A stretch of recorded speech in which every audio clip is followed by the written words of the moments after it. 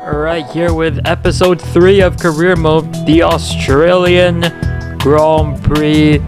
A lot has happened since the last video, not Career Mode, the last video I uploaded, the F1 2010 video. It had insane reach. I went from 61 to 87 in a day. That's actually mad support.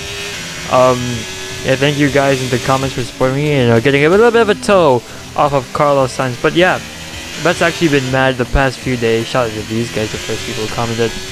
And it's the first video that I had that reached 1,000 views. So that isn't a YouTube short, because YouTube shorts don't count. So right now, qualifying in the Australian Grand Prix, I brought in a few upgrades, especially reliability, because of we had 2 reliability issues in a row. If you watch the past 2 videos in Bahrain and Australia, Bahrain and Saudi Arabia. In Bahrain it was me, and in Saudi Arabia it was Hamilton. So going around the final corner in Australia, I only do one run in Q1 and Q2. So the only run in Q1, I set a 1:18.7, and that's enough to get through, and Lewis Hamilton 9/10 off. It's okay. It's a long qualifying session. We get P1 and Q1, and look at that, Oscar Piastri and Lando Norris in P6 in the McLaren. Having a look at who's been eliminated, Alexander Albon has been eliminated after scoring his first points in the previous race, and Zhou Guanyu was in P11. Bottas has been knocked out. So right now, in my only run of Q2, I get bit in Piastri's dirty air. I'm pretty sure he's in a lap. Actually, I may have done 2 rounds in Q2, it's whatever. Running a bit wide there, my wheel in the grass. I make a bit of a slip there, even on the exit of the final corner. It's going to be a pretty slow time, a 1:19.0. We're in the 18s in Q1. But it's enough. It's enough to make it into Q3. We're 4 milliseconds away from Verstappen. And Oscar Piastri is P1 in Q2. Great stuff. Zhou Guanyu scoring points. Yuki Tsunoda. So Ricciardo was eliminated. Nico Hülkenberg, P15. He doesn't make it through. So right now in Q3, this is the only qualifying round session that I did multiple rounds in. Again, we were on a pretty good lap. Now going through the final chicane onto the main straight, DRS open. Lewis Hamilton sets a 1:18.0. That's the fastest time of the session so far. And I'm 1.5 away from Lewis Hamilton. Lando Norris lurking there in P5. Looks like Charles Leclerc is going to be in P4. Never mind, Oscar Piastri is in P6. So going through my final run now, and the last one out of all the drivers to go out. So this is going to be my first sector going through the turn 3. I did not put full pressure on the brakes. I don't know why. I've just been terrible on the brakes lately. I should clean up my act. There we go. Going through the first sector, 2:10s up on Lewis Hamilton and on my previous lap time. So now going through the massive long straight going into sector 3. You can see there I lose a bit of ground because of the exit of that corner before the long straight. We're 1.6 behind Lewis Hamilton. We're looking worse than our previous lap. So everyone has crossed the line. No one has improved. Into a heavy braking zone now we go. I really hate this corner. I prefer the previous Australia layout, believe it or not. Right now just lifting off, no need to brake. We gain a lot of time here. Now through the final chicane again, we're still up on our lap time, but I made a correction on the wheel there, and yep, I back out of the lap. There was no point. I wasn't going to improve after that correction. I made a mistake. Damn it. So Lewis Hamilton gets pole. At least it's a front row lockout, and we have a clear look going into turn 1. Oscar Piastri in P6. He's not going to be in P6. He has a grid penalty. Fernando Alonso P9, P10. Aston Martin in this game aren't as strong as they were in real life. Okay, but Ferrari are way stronger than they actually were. So it's a front row lockout for me and Hamilton. Charles Leclerc in P4. The championship leader, Sergio Perez, in P5. He didn't have a good qualifying. Holy cow, look at that gap, 7/10. But now we're gonna head over to the race on Sunday, and who will win? Let's find out. can hear the Australian fans roaring as they line the track here in Albert Park. Welcome to Melbourne, and the roar from the crowd can only mean one thing. It's race day. We go racing today then in the state of Victoria, where the drivers have 14 corners and 3.28 miles to navigate at an average lap speed of around 120 miles per hour. Close proximity of the barriers make accidents inevitable. Recent history shows us that a safety car is not at all out of the question. Before we begin, let's take a quick look at the grid lineup for today's race. Lewis Hamilton lines up on pole position, and the engineer completes the front row. Looking at the rest of today's grid, we have Verstappen, Leclerc, Perez, Norris, Russell, Fernando Alonso, Sainz, Joe, Gasly, Ocon, Tsunoda, Hulkenberg, Magnussen, Oscar Piastri, Albon, Ricciardo, Bottas and Logan Sargent. It's almost time for those 5 red lights to go out then. Let's see who can prevail today. And what would any Grand Prix weekend be without the one and only Natalie Pinkham? Now I want to ask you about Lewis Hamilton. What a quality performance. The big question though is how does that translate on race day? Can they hold on to that lead? And of course it's looking very close here today. A lot is going to be riding on those first few corners. And then the question becomes who can manage their tyres so they're in a good position to push hard towards the end. So this race is going to be a one-stopper just like every other race on the calendar this year. And now going over to the formation lap, and as you saw, yes, Oscar Piastri has taken the grid penalty. I'm guessing something happened in Saudi Arabia. I can't really remember. It's going to be the C4, the C3, and the C2 as the tire compounds for today. Only 3 drivers starting on the soft, and they're from the back of the grid. Why though? If you're starting from the back, you may as well just go along. I mean, I guess that's only applying to the big teams. And so right now, looking at the possible race strategies for today, I highly doubt anyone is going to do the 2-stopper, but maybe someone in the middle of the pack will. But anyways, time to line up all the cars for the start of the Australian Grand Prix. So now, all lined up on the grid for the Australian Grand Prix. It's going to be lights out and away we go. I get bogged down a little on the start, too much throttle input. You're going to squeeze Verstappen so he doesn't get by. He gets a brilliant exit off the corner. I know he just outbroke me, but he gets a terrible exit. He's going to try the outside now. I'm going to cover off his line. Charles Leclerc has a clear look on the inside. He's not going to utilize it though. I squeeze Verstappen out using my elbows on his Red Bull. And now I've pushed him back to Charles Leclerc. But battling with Max has caused me to fall off massively to Lewis Hamilton. Oop, a bit of track limits as we go on to this massive long straight. Will the Red Bull power unit surpass my Ferrari unit? Actually, no, it's the Honda. It's no longer RBPT. As Verstappen, ooh, I covered the inside, but Verstappen squeezes through a very small margin. But I should be able to get a good look into him on the 90-degree corner. Actually, I believe it's more than 90 degrees. I really hate that corner. As right now, I'm not really using my ERS. I'm going to make a massive dive bomb on Verstappen. I actually locked the rears a bit. I did something similar on Lewis Hamilton last season, but that ended up in a collision. Lewis Hamilton now, unlike last season's Australian Grand Prix where he DNF'd with an engine failure, he's 2.6 seconds ahead of the field in lap 1. Well, that's because we're battling. You can see there in the background, Verstappen gets a decent run on me, but nothing is going to come out of it in the end. And looking down later on in the lap, here's Daniel Ricciardo looking for something on Alexander Albon. He finds the outside. Will it work? Will Albon use his elbows? No, he does not. That's a pretty easy overtake for Daniel Ricciardo on the Thai driver. Now looking up ahead into lap number 3, here's Daniel Ricciardo continuing his streak. DRS open on Nico Hülkenberg. What will he do against the German? He doesn't find an opening right now, but he will on the next DRS zone, because Hülkenberg had DRS, but he lost a lot of ground there. What will the Honey Badger do in front of his home crowd? He's gonna go around the outside of Nico Hülkenberg. He gets it on the exit, and he's gonna cover him off to the next corner. Yep, he doesn't really close the door, but he just outdrives Nico Hülkenberg.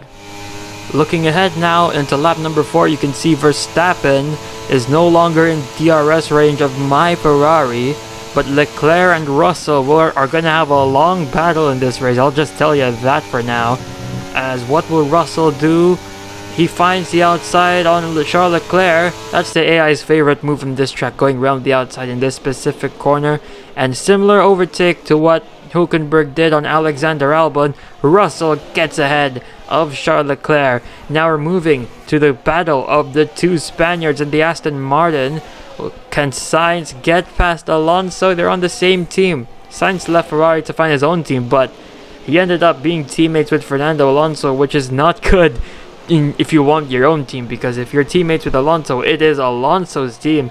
Nice battling, nice wheel-to-wheel battles. Carlos Sainz and Alonso both using their elbows, using the width of their cars, as Fernando Alonso locks up going into, I'm just gonna guess it's at turn 5, and Carlos Sainz gets up into P8. But it's not yet over for this battle, because Gasly, Joe, and Magnussen are all behind Alonso. It's a massive pile of cars fighting for the 9th position, as Zhou Guanyu defends the inside of Pierre Gasly, avoiding an overtake from the Frenchman. What can Pierre Gasly do on this next DRS zone?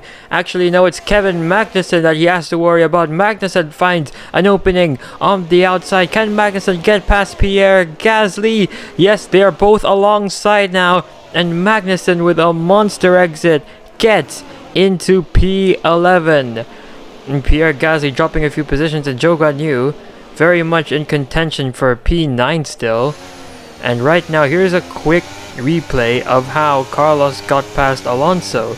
And you can see that he was all over the rear end of Fernando Alonso's Aston Martin. And yeah, he just locked the front right.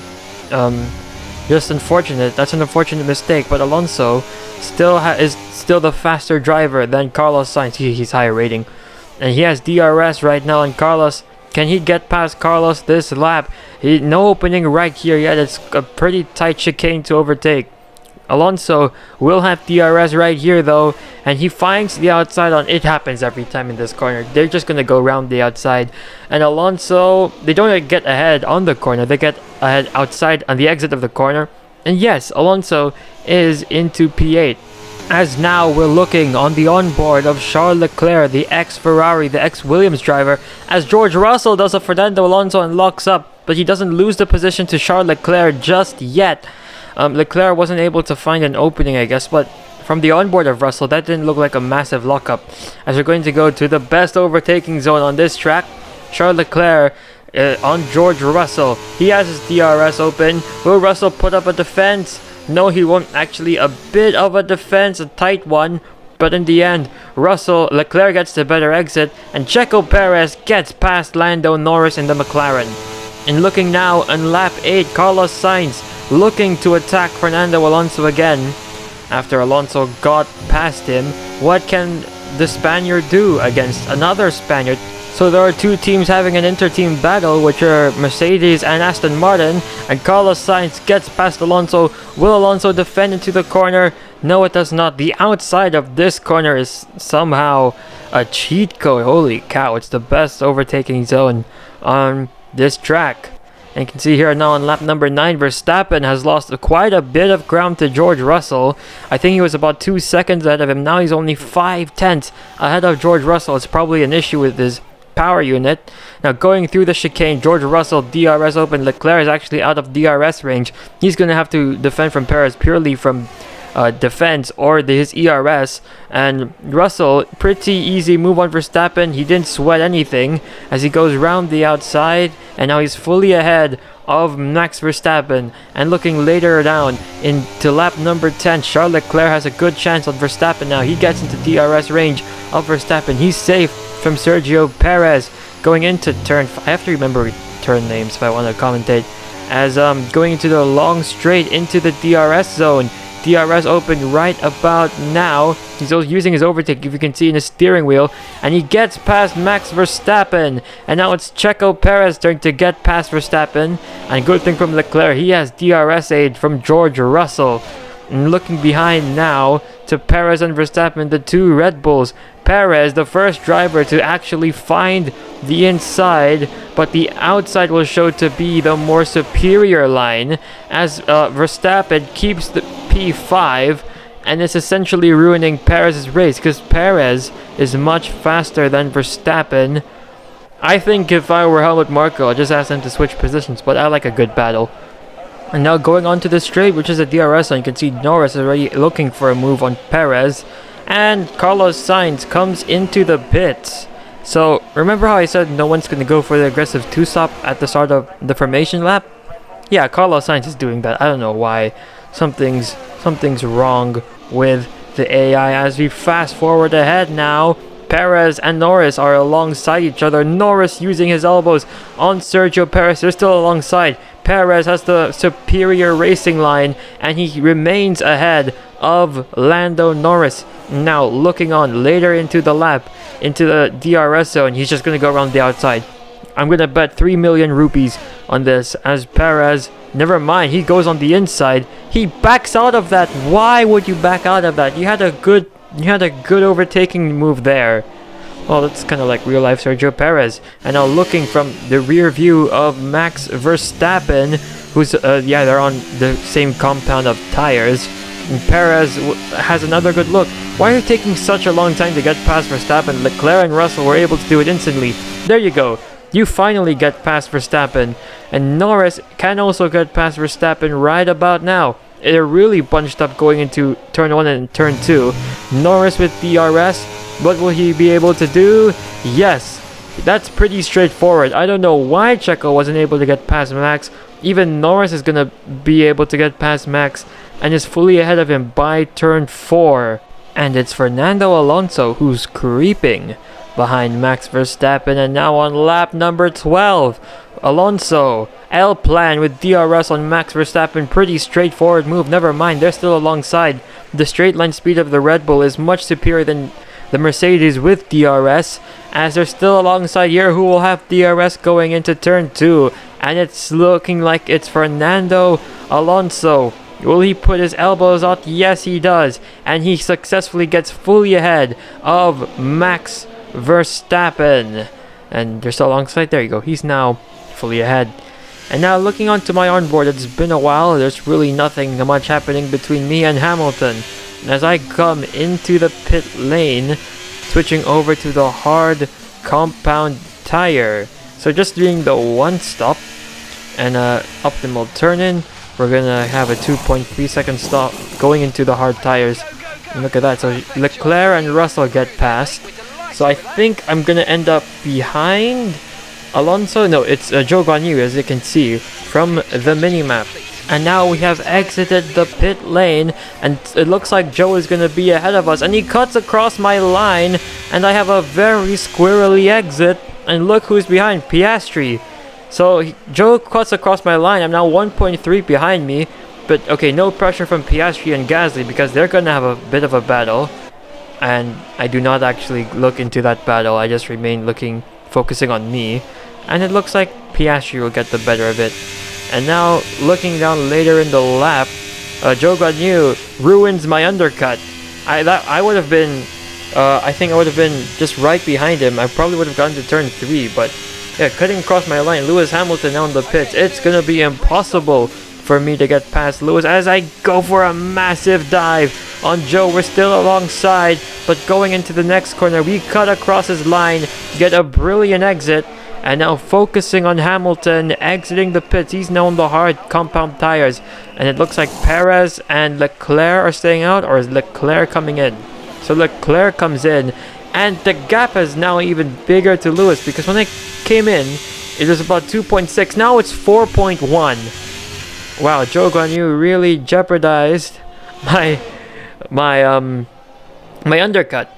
So, right about now, in lap number 17, Charles Leclerc and George Russell have finally came into the pit. So, they're both on the hard tires. and they're just gonna go back and forth for the rest of the race. I don't know if I show all the battles, but they go back and forth a hell of a lot of times because Lando is 4.1. Oh, look at that. Russell locks up. Lando is 4.1 behind them, but he's just gonna catch up pretty quickly to them. As now looking on the onboard of George Russell, still not close enough to make an overtake on Charles Leclerc. He's gonna try to get past back his teammate, and it looks like Mercedes now have an equal pairing, unlike last season where, you know, the first round Russell won. It looked like it was going to be close between the both of them, but no, Hamilton showed that he was just a superior driver. As now George Russell opening up his DRS rear wing flap, he finds the outside on Charles Leclerc. This is the best overtaking zone on the track. Yes, he gets past Leclerc, and looking there in the back, the live leaderboard, Alonso gets past Carlos Sainz. He was on the aggressive track. Oh, we're just gonna look at that. Okay, Alonso gets past Carlos Sainz. It probably would have made more sense to show this as a replay. They're still alongside, going into the one of the penultimate corners, and nope, Alonso is ahead of Carlos Sainz. L plan, as Carlos actually comes into the pits because he had that aggressive strategy. And now here's the home man Piastri battling Kevin Magnussen. He gets fully ahead of Kevin Magnussen. Now looking at Carlos in the pits, switching over to the medium tires for his final stint, and it's a very long stop. That's about 4.1 seconds. And now looking at the onboard of Kevin Magnussen, who's gonna snatch the Haas's first points of the season, P10, which is not bad, even if he doesn't get past Piastri, who actually climbs 7 positions. Pretty good stuff from the Aussie driver. And now looking into lap number 20, just a lap later, Leclerc versus George Russell. This is the back and forth I'm talking about. Now the onboard of the Mercedes, DRS open right about now. No overtake actually. Leclerc, okay, now he turned on his overtake. He finds the outside on Russell, going into the corner that I hate the most, but it's the most effective when it comes to overtaking. And yes, he does get past George Russell. There's something about the outside. It's probably just the launch you get by simply having the wider racing line. And in the background there, Perez and Norris still battling. Now Verstappen and Alonso will have a battle. The two drivers with the most similar driving style on the grid. Can Verstappen find an opening here? No. Alonso, there's just not much room there between Alonso and Verstappen because these cars are super wide. Oh wow, this is not related to the race, but I just did 100 subs. This is my live reaction. Yeah, let's go. Okay, now going back here, Verstappen now has DRS on Fernando Alonso, but Verstappen finally gets ahead of Fernando Alonso, going into the quick left-right-hander and into the chicane. But Verstappen will have DRS on this next DRS zone because he had DRS in the previous one. It's one of those DRS things. I love the word DRS, so Alonso can't find anything. Verstappen closes the door even though there's more than enough space down the inside. It's okay, the AI don't have to know. And yeah, Alonso still going to be chasing down Verstappen for that P7 spot. And now looking up ahead to Charles Leclerc's onboard, and actually George Russell, who, yeah, they're having a back and forth the whole race. Russell finds the outside of Charles Leclerc, gets him in very easily into turn 1. Leclerc won't have DRS to defend himself, and here's Sergio Perez now with the DRS to get past Charles Leclerc, round the outside of turn 3, and Perez gets it done. Very easy move. After struggling to get past Verstappen, he gets past Leclerc with ease. And now looking behind to Verstappen and Alonso. Alonso looks for a move on the outside, and a very easy move for the Spaniard to complete. And he's now into P7 again. And now on the final lap, Sergio Perez looking for the final podium spot. The back and forth battling between Russell and Leclerc will be going away for nothing because Perez is about to claim P3. He has DRS open on the first DRS zone of the track. He finds the outside of George Russell. He gets that move pretty easily. And now going into turn number 4, Perez gets ahead of George Russell. They're no longer side by side. And it's Sergio Perez into P3. It happens 2 races in a row. In Saudi Arabia, Charles Leclerc was looking clear for the podium, but Verstappen got him on the last lap. And Russell also got Leclerc. And now, Russell was clear for the podium, and Perez has got him. This is just magnificent. This is just magnificent bottling from the Mercedes after having a pretty decent year last year. But that was probably more down to Lewis Hamilton being a great driver than the Mercedes car being good.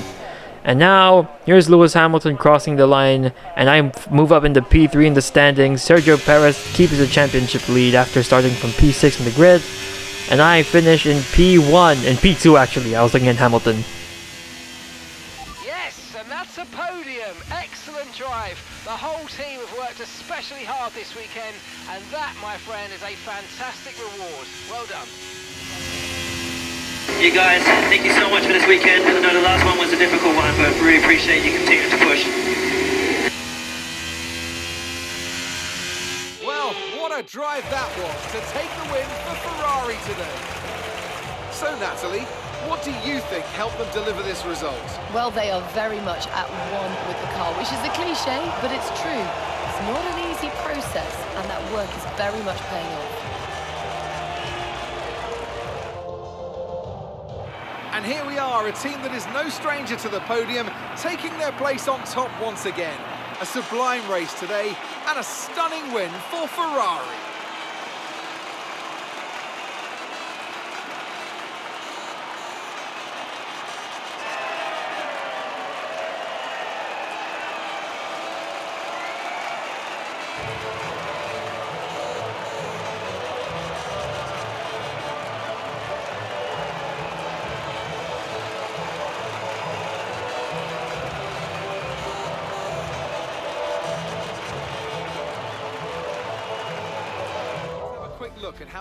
That was a very race for me. Verstappen finishing P7. Yes! Kevin Magnussen in the points. Oscar Piastri in P9. Joe Guan Yu loses the point spot. It's okay. There's still 20 races left. Bottas and Ricciardo actually looking like the weaker driver against their Asian teammate. And there's not much I can say about this race. It was actually pretty boring for me, but yeah, for me, because when I was driving it, there's nothing going on. But we hit 100 subs. Well, I was voicing this over. So thank you for watching. Thank you for the 100 subs. I don't know if this vid will do as good as the F1 2010 video, because this is more of a serious video, and the F1 2010 video is more of a nostalgia trip. But anyways, yeah, thank you for the 100 subs. 101 subs. If I grow big enough, maybe I should make a Discord where I'll see all the people who've made terrible decisions in their life deciding to watch me.